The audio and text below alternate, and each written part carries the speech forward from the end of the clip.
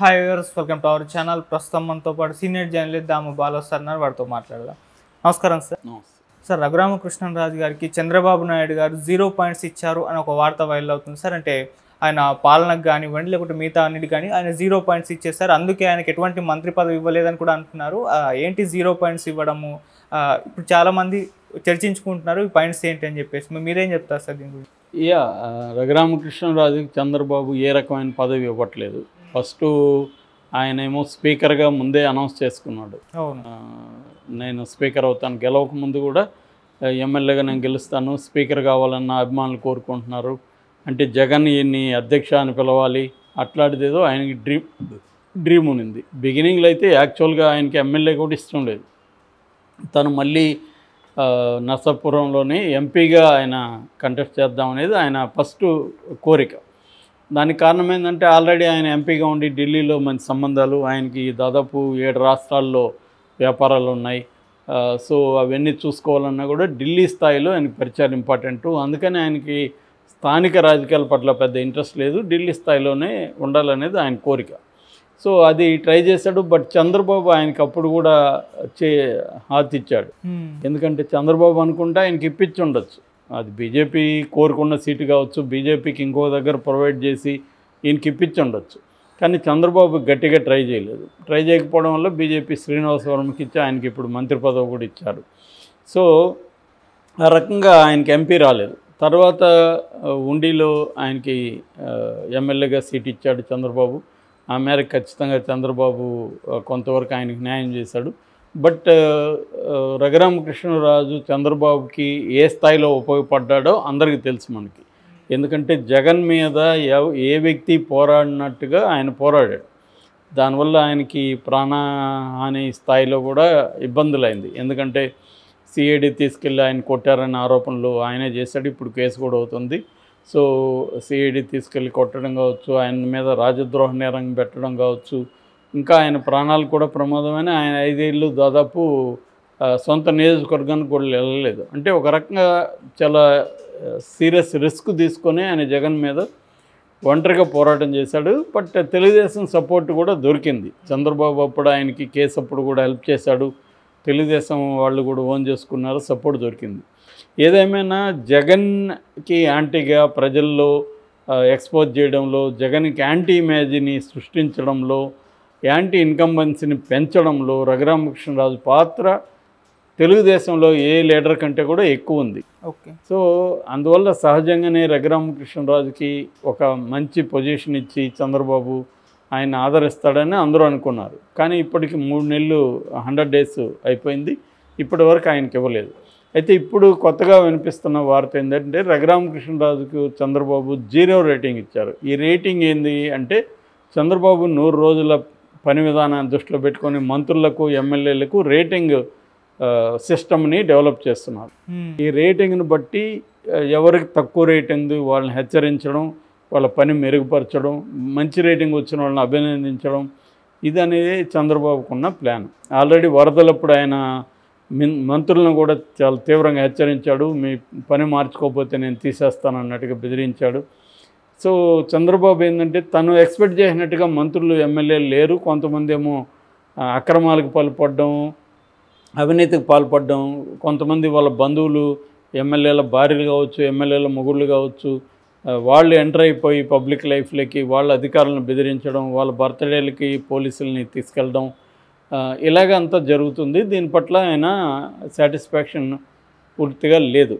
అందుకని ఆయన rating system పెట్టాడని చెప్తున్నారు. మామూలుగా అయితే ఇంతకుముందు కూడా రేటింగ్ సిస్టమ్ అనేది ఉండేది, కానీ ఇప్పుడు దాన్ని ఓపెన్ అప్ చేస్తున్నట్టుగా తెలుస్తుంది. సో ఈ క్రమంలో రఘురామకృష్ణరాజుకి 0 రేటింగ్ ఇచ్చాడు. ఆయన పెర్ఫార్మెన్స్ ఏమీ లేదు. ఈ 100 రోజుల్లో ఆయన పెద్దగా నియోజకవర్గంలో గట్టిగా పనిచేయలేదు అని అంటున్నారు. ఇది అనఫిషియల్, ఇది కావాలని వైసీపీ వాళ్ళు కూడా ఈయన మీద కోపంతో ప్రమోట్ చేయొచ్చు. కాబట్టి దీంట్లో అయితే వాస్తవం ఉందా లేదని మనకు తెలియదు, ఆ రేటింగ్ ఏందో తెలియదు. కానీ వార్తలు అయితే అలా వస్తున్నాయి. అయితే రఘురామకృష్ణరాజుకి ఫస్ట్ స్పీకర్గా ఆయన ఎక్స్పెక్ట్ చేశాడు, స్పీకర్కి ఇవ్వలేదు, చివరికి ఆయనకి ఇచ్చారు.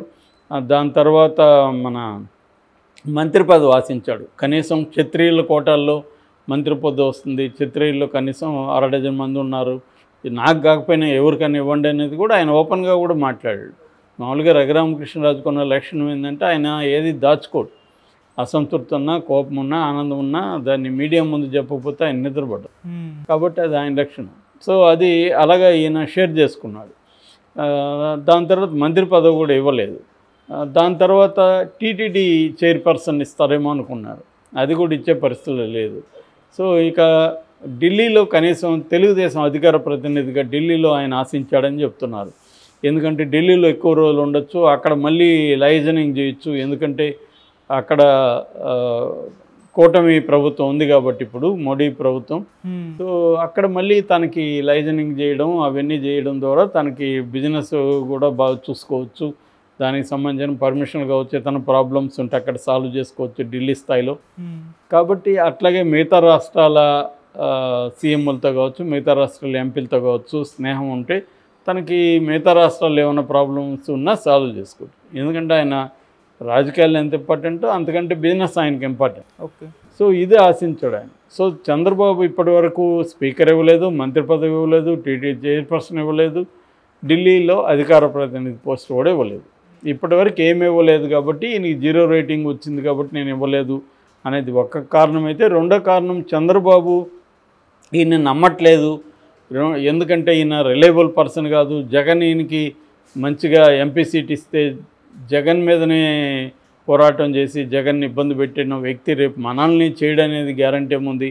ఇతను గొంతమ్మ కోరికలు తీర్చుకుంటూ పోతే ఇతను రేపొద్దున ఇతను ఎంత పెరిగితే రేపు అంత డేంజర్. ఇప్పుడే కట్ చేస్తే ఇతని మాట ఎవరు పట్టించుకోరు అనేది చంద్రబాబు ఆలోచనగా చెప్తున్నారు. ఆయన నిన్న ఒక టీవీ ఛానల్ ఇంటర్వ్యూలో ఈ ప్రశ్న కూడా అడిగారు. ఆయన మాత్రం అదంతా కొట్టిపారేశారు, అదేమీ లేదు, బట్ నేనైతే చేయాల్సింది చేస్తున్నాను కానీ మరి ఎందుకనో నాకు రావాల్సిన గుర్తింపు రావట్లేదనే ఆవేదన కూడా ఆయన ఎక్స్ప్రెస్ చేశారు. ఎందుకంటే ఖచ్చితంగా ఆయనకి తగిన గుర్తింపు తెలుగుదేశంలో వస్తుందని అందరూ కూడా అనుకున్నారు. ఎందుకు ఆయన 24 hours తెలుగుదేశం మీడియాలో రోజు ఒక ప్రోగ్రాం ఉండేది కదా, రచ్చబండో ఇంకోటో పేరు పెట్టి రోజు ప్రైమ్ టైంలో తెలుగుదేశం ఛానల్లో ఆయన రోజు మాట్లాడేవాడు. ప్రతి అంశం మీద జగన్కి యాంటీగా ఆయన మాట్లాడేవాడు. నా ఎక్స్పీరియన్స్లో దేశంలోనే ఒక వ్యక్తి తను గెలిచిన పార్టీ లీడర్ని ఇలాగ మాట్లాడిన వ్యక్తి ఇంకొకరు ఉండరు. ఆ స్థాయిలో అతను మంచి చెడు అతను నమ్మింది చేశాడు. చేసిన అదంతా ఎవరికి ఉపయోగపడింది? తెలుగుదేశం కూటమికే ఉపయోగపడింది. ఓకే. మరి ఉపయోగపడినప్పుడు, అంత పెద్ద ఎత్తున ఉపయోగపడినప్పుడు చంద్రబాబు కృతజ్ఞతగా తనకి ఏదో ఒకటి ఇవ్వాల్సిన అవసరం అయితే ఉంది. కానీ చంద్రబాబు ఏంటంటే ప్రతిదీ క్యాలిక్యులేట్ చేస్తాడు. జగన్ లాగా కాదు చంద్రబాబు. జగన్ కంటే కూడా చంద్రబాబుకు ఉన్న అనుభవం వేరు. ఎవరిని ఎలా యూజ్ చేసుకోవాలి, ఎవరికి ఏ స్థాయిలో మేలు చేయాలి, ఇవన్నీ ఆయన క్యాలిక్యులేషన్స్ వేరే ఉంటాయి. సో ఈ క్యాలిక్యులేషన్లో ఫిట్ అయితేనే పరిస్థితి ఉంటుంది. ఇప్పటి వరకు అయితే ఈయన ఏమీ చేయలేదు. బట్ ఇంకా నామినేటెడ్ పోస్టులు చాలా ఉన్నాయి. ఇప్పుడు ఆయన ఫిలప్ చేయబోతున్నారు అంటున్నారు. సో ముందుగా 20% పైనే జనసేనకి ఇస్తారు, ఒక 10% బీజేపీకి ఇస్తారు అంటారు, మిగిలినవన్నీ ఉంటాయి. సో ఈయనకి వేరే ఏదైనా పోస్ట్ ఇస్తాడా, ఆ పోస్టుతో ఈయన సాటిస్ఫై అవుతాడా? ఎందుకంటే వందలాది మందికి ఇచ్చినట్టే ఈయనకి కూడా ఒక చిన్న ఏదో ఇస్తాడు, ఒక కార్పొరేషన్ చైర్పర్సన్ గానో ఏదో ఇస్తాడు. దానివల్ల ఈయన సాటిస్ఫాక్షన్ ఉంటుందా? ఎందుకంటే ఈయన మంత్రి స్పీకర్ కావాలనే రేంజ్లో ఆలోచించిన వాళ్ళు కార్పొరేషన్లకు ఎవరికి ఇస్తారు? సెకండరీ గ్రేడు, మిడ్ రేంజ్, ఇంకా తక్కువ స్థాయి నాయకులకి ఇస్తారు. తెలుగుదేశం గెలవడానికి ఉపయోగపడిన కొంతమందికి ఇస్తారు. మరి అట్లాంటివి ఇస్తారా? ఈయనకి ఇంకా అసలు ఇవ్వకుండా 0 రేటింగ్ అని చెప్పేసి ఈయన పక్కన పెట్టేస్తారా? ఎందుకంటే చంద్రబాబుకున్న ఐడియా ఏంటంటే ఈయన్ని కొద్దిగా పెంచి పోషిస్తే రేపు పొద్దున మళ్ళీ మనకి యాంటీగా మారితే ఇబ్బంది. అందువల్ల ఇతన్ని కింద స్థాయిలోనే అట్లాగే పెట్టేస్తే ఎమ్మెల్యేగా మనకి రేపు పొద్దున ఒకవేళ ఇబ్బంది ఏం లేదు. ఇతని వల్ల మనకు కొత్తగా వచ్చే లాభం కూడా ఇప్పుడు ఏం లేదు. జగన్ది అది అయిపోయింది ఇంకా.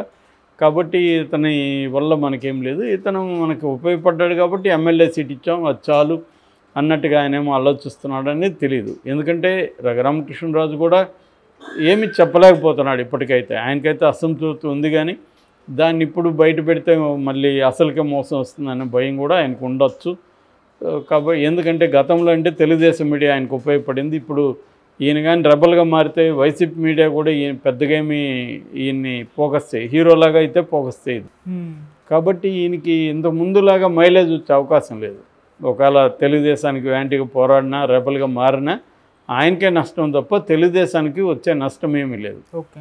అందువల్ల రఘురామకృష్ణరాజు కూడా ఓపికగా ఉన్నట్టుగా అర్థమవుతుంది. ఏ పదవి ఉన్నా ఇస్తాడేమో చూడాలి. Okay sir, thank you so much sir.